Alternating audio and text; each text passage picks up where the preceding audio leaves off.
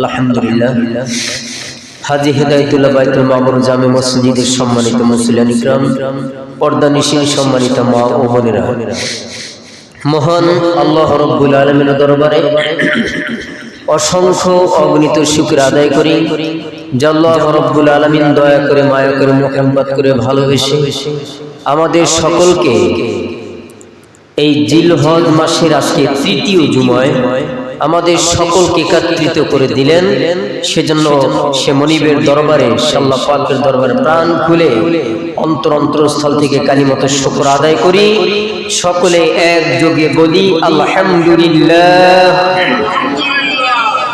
আল্লাহ পাকের দরবারে আরো শুকর গুজার করি যে আল্লাহ পাক রব্বুল আলামিন আমাদেরকে সমস্ত ঝামেলা থেকে মুক্ত করে, মুক্ত পরিবেশে আল্লাহর ঘর মসজিদ পবিত্র স্থান আল্লাহ পাকের ঘরে আমাদেরকে আল্লাহ পাক রব্বুল আলামিন তার কুদরতি হাতে ধরে ধরে আমাদেরকে বসায় দিলেন। কোরআন হাদিস থেকে আলোচনা শোনার মতো যে আল্লাহ সুযোগ করে দিলেন, আল্লাহ পাকের দরবার আরেকবার কালিমাত শুকর আদায় করে আলহামদুলিল্লাহ। সম্মানিত ভাইয়েরা, সম্মানিত মা বোনেরা, আমি গত জুমে আলোচনা করেছিলাম বেহেশতের পরিচয়। আজকেও সেই ধারাবাহিকতা নিয়ে কিছু কথা বলবো ইনশাআল্লাহ। আল্লাহ তাআলা বলার আপনাদেরকে আমলের সাথে শোনার মতো যেন তৌফিক দান করেন, চিল্লায়ে বলুন আমিন। সম্মানিত ভাইয়েরা, আল্লাহ রাব্বুল আলামিন বলেছেন ফালা তা'লামু নাফসুম মা উখফিয়া লাহুম মিন কুররাতি আয়ুনিন জাযাআম বিমা কানু ইয়া'মালুন। আল্লাহু আকবার। আল্লাহ রাব্বুল আলামিন বলেছেন কেউই জানে না তাহার নেক আমলের পুরস্কার, তার নেক আমলের সবরেসানি পুরস্কার। আল্লাহ রাব্বুল আলামিন বেহেশতের মধ্যে কি পরিমাণ সুখ, শান্তি, আরামায়েশ রেখেছেন, বান্দার চক্ষু শীতলকারী নাজ নিয়ামত রেখেছেন, বান্দা কল্পনাও করতে পারবে না। সুবহানাল্লাহ। বান্দা কল্পনাও করতে পারবে না যে আল্লাহ তাআলা আমাদেরকে শুনিয়ে দিলেন ফালা তা'লামু নাফসুম মা উখফিয়া লাহুম মিন কুররাতি আয়ুনিন জাযাআম বিমা কানু ইয়া'মালুন। আল্লাহ বললেন কেউই জানে না, কোন বান্দা বান্দি জানে না তার নেক আমলের পুরস্কার, তার নেক আমলের যে একটা আমি আল্লাহ তাআলা পুরস্কার রেখেছি, চক্ষু শীতলকারী নাজ নিয়ামত আমি আল্লাহ রাব্বুল আলামিন বেহেশতে মওজুদ করে রেখেছি। বান্দা কল্পনা করতে পারবে না, বরং তার চক্ষু শীতল হয়ে যাবে। সুবহানাল্লাহ। এখন আমরা আল্লাহ পাকের গোলামি করতেছি, আল্লাহ পাকের হুকুম পুরো করি। আল্লাহ যদি আমাদেরকে এই ইবাদতের উছিলায়, আল্লাহ যদি আমাদেরকে দয়া করে, মায়া করে, মুহাব্বত করে যদি জান্নাত দেন তবে পাবো, আর যদি জান্নাত না দেন তাহলে আমাদের অবস্থা খারাপ, ঠিকই না? কারণ নামাজ হচ্ছে প্রত্যেকটা মানুষের মূল ফাউন্ডেশন। এই নামাজ ঠিক, বান্দার সব ঠিক। এই বান্দার নামাজের বদৌলতে, বান্দার নেক আমলের কারণেই বান্দাকে জান্নাত দিবেন। ঘোষণাটা কার?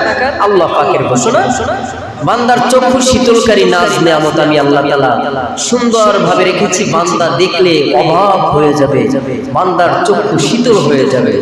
আমরা এমন এমন কিছু দেখি যা চক্ষু ফিরানো সম্ভব হয় না, এমন আকর্ষণীয় কিছু আমরা দুনিয়াতে দেখি। আর সেই জান্নাত আল্লাহ তাআলা আপনার জন্য, আমার জন্য নাজ নিয়ামত রেখেছেন। আল্লাহ তাআলা বলছেন বান্দার চক্ষু শীতল হয়ে যাবে, এই নিয়ামতগুলি আমি আল্লাহ বান্দার জন্য রেখেছি। বান্দা তবে আমার দাসত্ব, আমার গোলামি করে আসতে হবে, এর বিকল্প কোনো গতি নেই। ভাইয়ের আমার, বন্ধুরা আমার, আল্লাহ রাসূলের সাহাবী হযরত আবু হুরায়রা রাদিয়াল্লাহু তাআলা আনহু তিনি আল্লাহ রাসূলকে জিজ্ঞাসা করলেন, ইয়া রাসূলুল্লাহ, ইয়া হাবিবাল্লাহ, জান্নাত কিসের তৈরি করেছে, কি দিয়ে জান্নাত তৈরি করেছে? আমরা দুনিয়ার ঘর, কাঠের বিল্ডিং এভাবে আমরা নির্মাণ করে থাকি। হযরত আবু হুরায়রা তিনিও আল্লাহ রাসূলের কাছে একটু জিজ্ঞেস করলেন, ইয়া রাসূলুল্লাহ, বেহেশত কিসের দ্বারা তৈরি, বেহেশত কি দ্বারা তৈরি করেছেন ইয়া রাসূলুল্লাহ, ইয়া হাবিবাল্লাহ? আল্লাহ রাসূল বললেন, ও আমার সাহাবী, বেহেশত তৈরি হলো একটি করিয়া স্বর্ণের ইট, কি একটা করিয়া স্বর্ণের ইট, একটা করিয়া রৌপ্যের ইট দ্বারা এভাবে গাঁথনি করা হয়েছে, গাঁথা হয়েছে। আল্লাহ রাসূল বলেছেন, সুগন্ধ জাফরান দ্বারা এটাকে একত্রিত করা হয়েছে। চিল্লায়ে বলুন সুবহানাল্লাহ। আমরা ইট গাঁথি, সিমেন্ট বালু দিয়ে আমরা ইট গাঁথতে হয়। আল্লাহ রাসূল বলেছেন, বেহেশতের ইট, স্বর্ণের ইট এবং রূপার ইট, এটা গাঁথা হয়েছে কস্তুরী, সুগন্ধ কস্তুরীর দ্বারা এটা গাঁথা হয়েছে। সুবহানাল্লাহ। যেমন দামি জিনিস, যেমন দামি জান্নাত, ইটের ইট হচ্ছে কিসের? স্বর্ণের, রূপার ইট। সুবহানাল্লাহ। এই আমাদের দ্বারাই আল্লাহ তাআলা সৃষ্টি করতেছেন, করে রেখেছেন, কিন্তু বিনিময় আল্লাহর দাসত্ব গোলামি করতে হবে। আল্লাহ তাআলা দেখেন, আল্লাহ পাকের কাছে এই পৃথিবীটা যদি মাছির ডানা পরিমাণ যদি মূল্য থাকতো, তবে নাফরমান থাকতো না দুনিয়াতে, না খাইও না। আল্লাহর কাছে এটা মূল্যই নেই। কিন্তু এই দুনিয়াটা আমরা অনেক মূল্য দিই। আল্লাহর কাছে এটার মূল্য নেই, কারণ আল্লাহ তার এটাই বুঝাইলেন যে দুনিয়াটা আমার কাছে কিছু না, এটা আমি সৃষ্টি করেছি, এটা আমি সৃষ্টি করেছি। এখন দেখেন, যে ইঞ্জিনিয়ার এই মোবাইলটা তৈরি করলো, তার কাছে এটা সামথিং, তার কাছে এটা কিছু না, বানানো, ঠিক কিনা? কিন্তু আপনার কাছে, আমার কাছে তো বিশাল কিছু, মানে যেটা তৈরি করার তো কল্পনাই আমরা করতে পারবো না।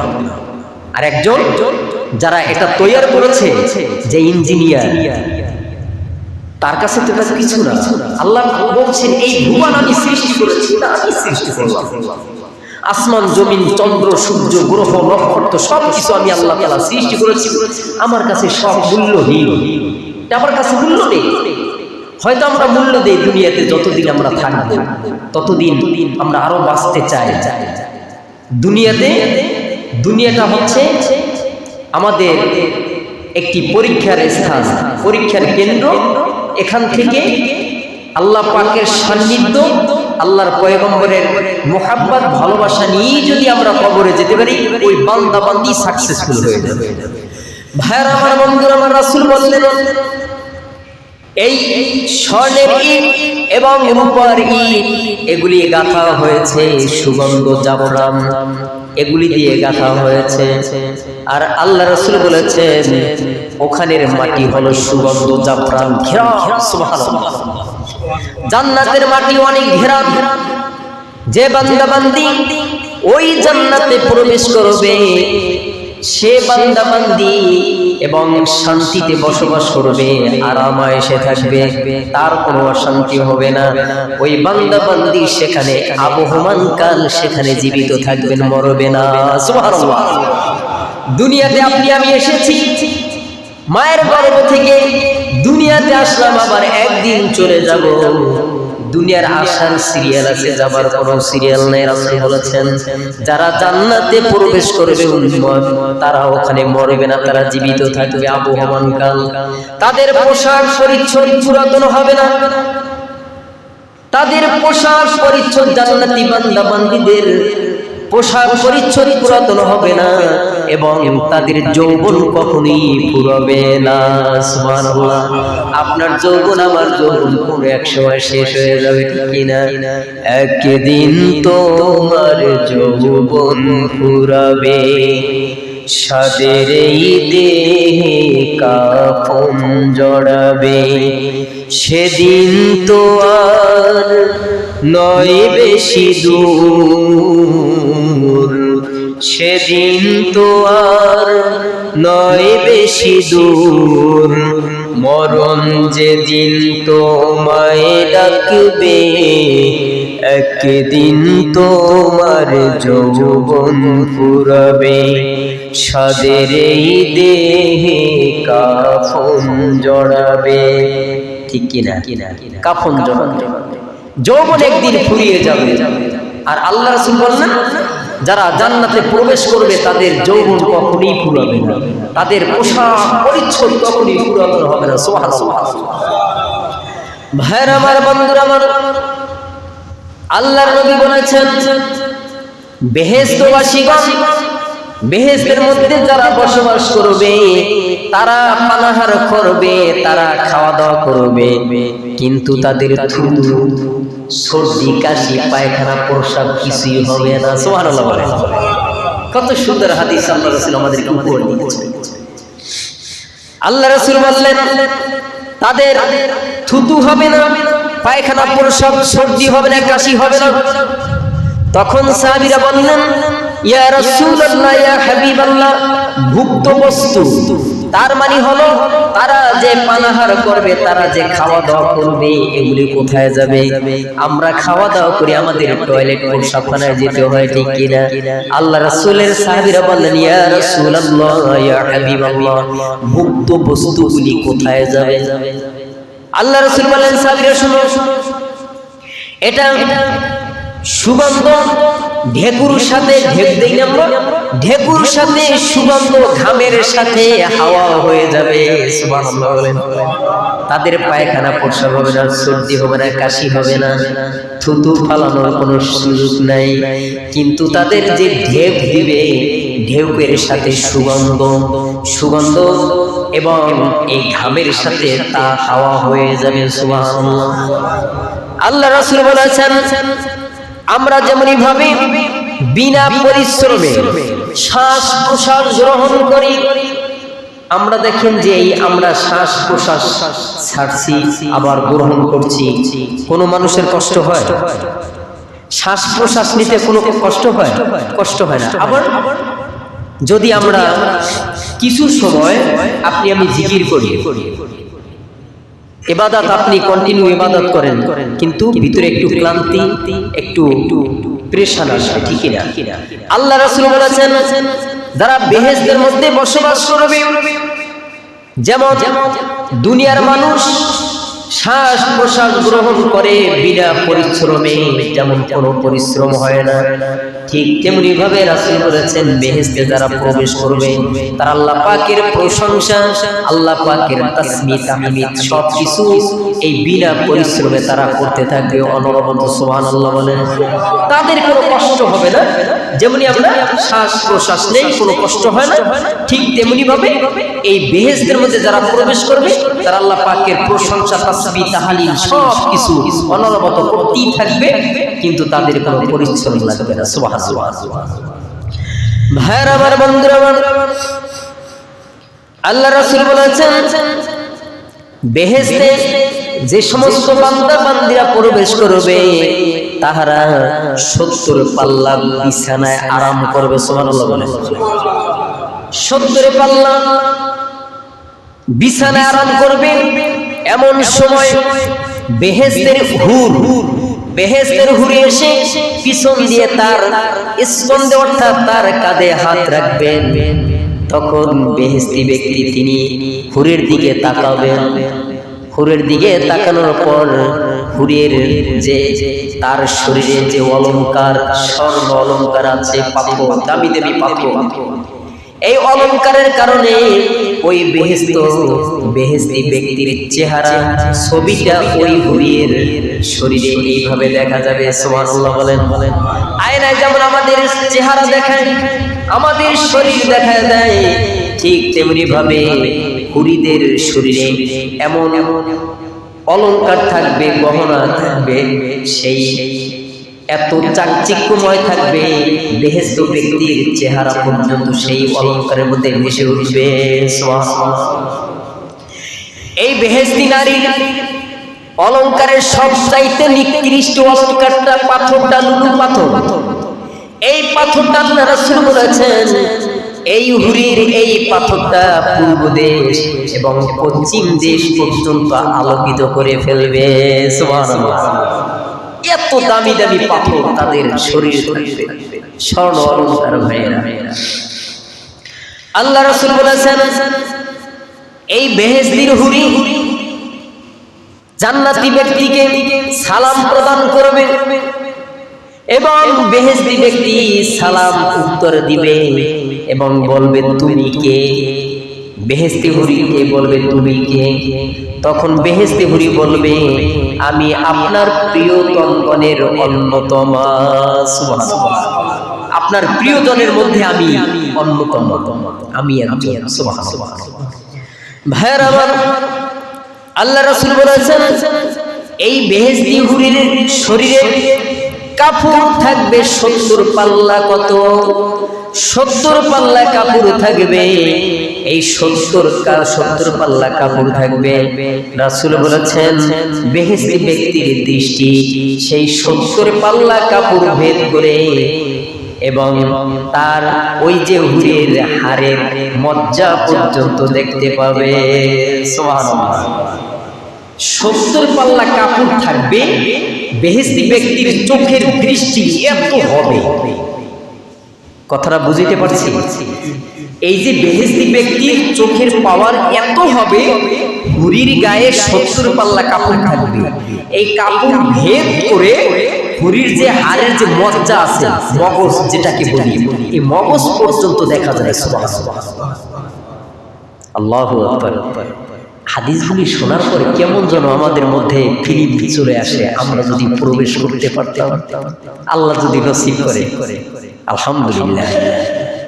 আল্লাহ যদি নসিব করে, আমাদের সৌভাগ্য। যে গতদিন এই কথাটা বলেছিলাম যে আল্লাহ তাআলা বান্দাকে বলবে বেহেশত ব্যক্তিরা বেহেশতে প্রবেশ করার পরে, মনে আছে যে আল্লাহ তাআলা জিজ্ঞাসা করবে বান্দা আমার কাছে আর কিছু চাওয়ার আছে কি? তোমাকে যা দান করেছি নিয়ামত, আর কিছু চাওয়ার আছে? তখন এই বান্দারা কি বলছিল? আল্লাহ আপনি তো আমাদের চেহারা ছোরা উজ্জ্বল করেছেন এবং ওই জাহান্নাম থেকে আমাদেরকে মুক্তি দিয়েছেন এবং বেহেশতে প্রবেশ করিয়েছেন, আর কি চাওয়ার আছে? বান্দারা আর কিছু চাওয়া পাওয়ার নাই আমার। তখন আল্লাহ তাআলা সেই নূরের পর্দা সরায় দেন। সুবহানাল্লাহ। নূরের পর্দা সরায় দেওয়ার পরে এই বান্দা বান্দিরা, বেহেশতি বান্দা বান্দিরা আল্লাহ তাআলাকে দর্শন করবে, দেখবে। দেখার পরে বান্দারা যত নিয়ামত পেয়েছে সব নিয়ামত ভুলে যাবে। তখন বলবে আল্লাহ পাকের দর্শনের মতো আর কোনো নিয়ামত হতে পারে না। সুবহানাল্লাহ। সেই অপেক্ষা আমরা আছি, আল্লাহ পাককে দেখব। আল্লাহ পাককে আমরা বেহেশতের ভিতর আমরা দেখব সরাসরি। রাসূল বলেছেন এই কথাটা, ও আমার সাহাবীরা, এই যে আসমানে আকাশে তারকা আছে না, চাঁদ আছে না? জি। তো এই তারকা জমিনের মধ্যে যারা আছে, জমিনে যারা বসবাস করে, তাদের দেখতে কি কোনো বিঘ্ন ঘটে? তাদের দেখতে কি কোনো সমস্যা হয়? জি না ইয়া রাসূলুল্লাহ। আল্লাহ রাসূল বললেন বেহেশতের মধ্যে বান্দা বান্দিরা আল্লাহ রাব্বুল আলামিনকে সরাসরি দেখতে পারবে। যেমন এইভাবে আমরা দুনিয়াবাসীরা আকাশে তারকা দেখতে আমাদের কোনো সমস্যা হয় না, চাঁদ দেখতে সমস্যা হয় না, সবাই সমানভাবে চাঁদ এবং তারকা দেখতে পারে সমানভাবে।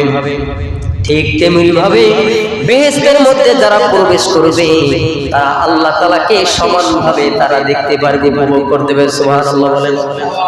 ভাইরা আমার, বন্ধুরা আমার, আল্লাহ রাসূল বললেন এই যে 70 পাল্লা কাপড় ভেদ করে জান্নাতি বান্দার চোখের দৃষ্টি এবং এই বেহেশতি হুরের মগজ পর্যন্ত দেখতে পারবে। সুবহানাল্লাহ বলেন। আল্লাহ রাসূল বলেছেন এই যে হুরির মাথায় একটা মুকুট থাকবে, এই মুকুটের ভিতরে সর্বনিকৃষ্ট পাথর হলো লুলু পাথরটা। এই পাথরটার আলোতে পূর্ব দেশ এবং পশ্চিম দেশ আলোকিত করে ফেলবে। সুবহানাল্লাহি বিহামদিহি সুবহানাল্লাহিল আযীম। ভাইরা আমার, বন্ধুরা আমার, আল্লাহ রাসূল আরেকটি হাদিস বর্ণনা করেছেন, বেহেশতের ভিতরে বুড়া মানুষ তারা জান্নাতে প্রবেশ করবে না। কে? বেহেশতের ভিতরে বুড়া মানুষ জান্নাতে যেতে পারবে না। কথাটা কি সত্য কিনা? হ্যাঁ, সত্য না? কিন্তু আল্লাহ রাসূল বলেছেন বেহেশতি পুরুষগণ 30 অথবা 33 বছর যুবক অবস্থায় তারা জান্নাতে প্রবেশ করবে। এবং সুবহানাল্লাহ, আরো জোরে বলুন সুবহানাল্লাহ। আপনি আমি বৃদ্ধ অবস্থায় ইন্তেকাল করেছি, কিন্তু আল্লাহ তাআলা 30 অথবা 33 বছর যৌবন অবস্থায় তাদেরকে জান্নাতে প্রবেশ করাবে।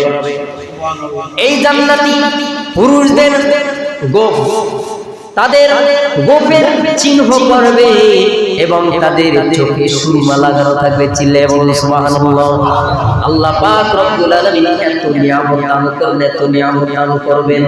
এই নিয়ামত পেয়ে, এই নিয়ামতের কথা স্মরণ করে যারা আল্লাহ পাকের কাছে শুকরগুজার করে তারাই হলো অরিজিনালি শুকরগুজার বান্দা। ঠিক কিনা? আল্লাহ রাব্বুল আলামিন এত নাজ নিয়ামত আপনাকে আমাকে দান করেন। এই জন্য আল্লাহ তাআলা সূরা আয়াতের মধ্যে এই আয়াতটি সব সময় লক্ষ্য রাখবেন, লা ইন শাকারতুম লা যিদান্নাকুম ওয়া লা ইন কাফারতুম ইন্না আযাবি লাশাদীদ। যে বান্দা বান্দি আমার নিয়ামত পেয়ে নিয়ামতের শুকরগুজার করবে, আমি আল্লাহ পাক রব্বুল আলামিন তার উপর অগণিত নিয়ামত বাড়াইয়া দেব। বলেন সুবহানাল্লাহ। আর যে বান্দা বান্দি আমার নিয়ামত পেয়ে নিয়ামতের শুকরগুজার করবে না, আমি আল্লাহ তাআলা তার কাছ থেকে নিয়ামত ছিনিয়ে নিয়ে যাব এবং তাকে শক্ত আযাবে গ্রেফতার করব। বলেন নাউযুবিল্লাহ। দেখেন জান্নাতে যারা প্রবেশ করবে কত নিয়ামতের কথা বললাম। এই নিয়ামতের কথা যদি আপনার আমার স্মরণ থাকে, এই স্মরণ রেখে যদি আমরা চলাফেরা করি, আল্লাহ পাকের ইবাদত করি, রাসূলের গোলাম, রাসূলের ইত্তেবা, রাসূলের অনুকরণ যদি করি, দেখবেন ওই বান্দা আসলেই আল্লাহ পাক যে ওয়াদা করেছেন সে ওয়াদা অনুযায়ী আপনাকে আমাকে সেই জান্নাতে দান করবেন। সুবহানাল্লাহ। কারণ জান্নাত যেতে হলে আল্লাহ পাকের রাজি খুশি করাতে হবে, রাসূলের তরিকা অনুযায়ী এই ইবাদতগুলি হতে হবে। রাসূলের সুন্নাহ ব্যতীত আপনার আমার ইবাদতের কোনো মূল্য নেই।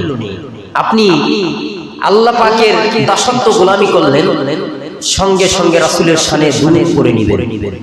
কে? দুরূদ মানে কি? সত্যায়িত করা।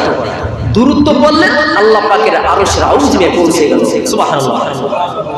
আর ইবাদত বন্দেগী করলেন কিন্তু রাসূলের শানে দুরূদ পড়লেন না, এটা আল্লাহ পাকের আরশের আউজমে যেয়ে পৌঁছে না, এটা সেই আসমান এবং জমিনের মধ্যস্থলে ঝুলন্ত অবস্থা থাকে। পরবর্তীতে নেক্সটে এই ইবাদত আপনার জন্য আমার জন্য বদদুয়া করে, আল্লাহ তোমার এই বান্দারা, এই বান্দিরা আমাকে ল্যাংড়া খোরা করে রাখো, আতুর করে রাখো, তুমিও তাকে এভাবে রাখো। এজন্য ভাইয়ের আমার, বন্ধুরা, মা বোনেরা, যখনই আমরা ভালো কাজ করব সঙ্গে সঙ্গে রাসূলের শানে দুরূদ পড়ে নেব ইনশাআল্লাহ। কি করব? দুরূদ। দেখবেন আপনি সমস্যায় পড়েছেন, বেশি বেশি দুরূদ পড়েন। আপনি সমস্যার সম্মুখীন, সবসময় রাসূলের শানে দুরূদ পড়েন। দুরূদ পড়বেন তো আল্লাহ রাসূলের শেখানো হাদিস, তোমরা উম্মত আমার শানে বেশি বেশি দুরূদ পড়ো। দুরূদ পড়লে 10টা গুনাহ মাফ হয়, 10টি জায়গা তার মর্তবা বেড়ে যায়। সুবহানাল্লাহ। জান্নাত বুলন্দ হয়, জান্নাতে যাওয়ার রাস্তা তার জন্য খুলে যায়। এইজন্য আমরা বেশি বেশি করে রাসূলের শানে দুরূদ পড়ব, মুহাব্বতের দুরূদ পড়ব। দেখা যায় দুরূদ শরীফ পড়তে গেলে আমাদের মুখ থেকে আসে না। এই যে সুবহানাল্লাহ যে বলেন, সুবহানাল্লাহর যে কত মর্যাদা, একটু চিন্তা ফিকির করছেন? আসমান জমিনের মধ্যে যত ফাঁকা জায়গা আছে আল্লাহ তাআলা রহমতে ভরপুর করে দেন। সুবহানাল্লাহ। সেই সুবহানাল্লাহ আমার বইলা বলাতে হয়। কারণ কোরআন হাদিসের বুঝতে হবে সিচুয়েশনটা কেমন, কোন জায়গায় সুবহানাল্লাহ, কোন জায়গায় আলহামদুলিল্লাহ, কোন জায়গায় আল্লাহু আকবার, কোন জায়গায় নাউযুবিল্লাহ। এই স্তরগুলো আমাদের বোঝা দরকার। কারণ সীমাহীন জান্নাতের মালিক আপনাকে আমাকে বানিয়ে দেবেন। এখন কি বলবেন? বলেন কি বলবেন? আপনাকে আমাকে আল্লাহ তাআলা পরকালে সীমাহীন জান্নাতের মালিক বানিয়ে দেবেন, কি বলবেন? সুবহানাল্লাহ বলেন। আর আপনাকে আমাকে পরকালে দোজক রেখেছেন, আমাদেরকে দোজকে নিক্ষেপ করবেন, এখানে কিন্তু ভালো কথা না। এই রক্ত মাংসে গড়া শরীর, এখানে সেই জাহান্নামের আগুন তো সহ্য হবে। কি করে আপনি আমি সহ্য করব? এজন্য ভাইয়েরা, আমার বন্ধুরা, 5 ওয়াক্ত নামাজ, যুবকেরা 5 ওয়াক্ত নামাজ জামাতের সাথে আদায় করবে।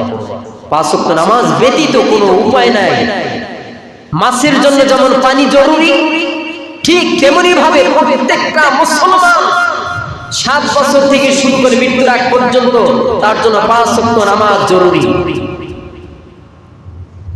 পানি থেকে মাছ উঠানোর পরে মাছটা ছটফট করে মরে যায়। ঠিক একটা মুসলমান তারও এরকম একটা অবস্থা হওয়া উচিত। তার একটি একক নামাজ ছুটে গেল, তার জীবন থেকে কি যেন ছুটে গেল, এরকমের তার ভিতরে একটা আফসোস হওয়া উচিত। এখন তো আমরা নামাজই পড়ি না, আফসোস তো দূরের কথা। এটা বুঝছেন না? জান্নাত আপনার মামু বাড়ি, আমার মামু বাড়ির সম্পদ, গেলেই দিয়ে দেব। বুঝেন নাই? আল্লাহ পাকের দাসত্ব গোলামি করেই যেতে হবে। চাই আপনি অসুস্থ সুস্থ থাকেন, উভয় অবস্থায় আল্লাহ পাকের শুকরগুজার বান্দা হিসেবে আমাদের সকলকে যেন আল্লাহ তাআলা কবুল আর মঞ্জুর করে নেন। চিল্লায়ে বলুন আমিন।